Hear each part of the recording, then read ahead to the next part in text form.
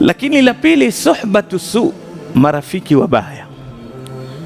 Wewe kuwa utakavyokuwa mwema, lakini ikiwa marafiki zako baada ya Ramadhani utarudi ni wale wa vijiweni ambao hawasali, na wewe mwisho utakuwa fanya nini? Waarabu wasema as-sahib sahib, rafiki ana mvuto. Waweza ambiwa neno na babako wewe ukalipuza, lakini rafiki akafanya nini?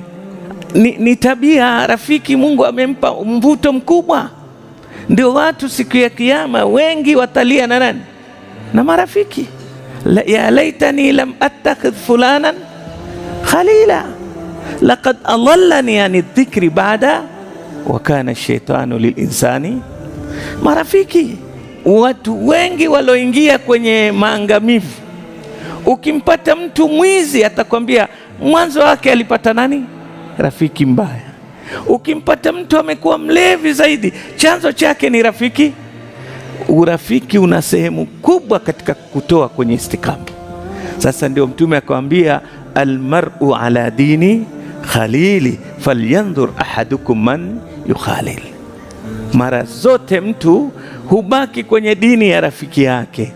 Kwa hivyo chagua ni nani atakuwa rafiki yako. Usichukue rafiki kinyume na wewe, wewe utakwenda kwake. Hivi jamani, uingie hospitali, uende kwenye ward ya wagonjwa mfano wa TB.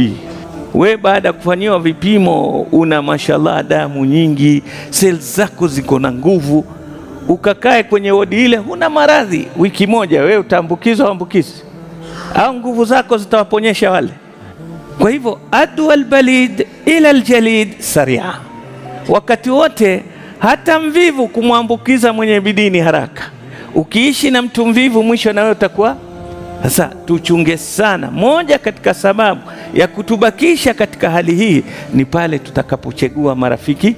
Wale marafiki wabaya waweke pembeni, kwa sababu hapana budi, anaingia kwenye mvua lazima kufanya nini?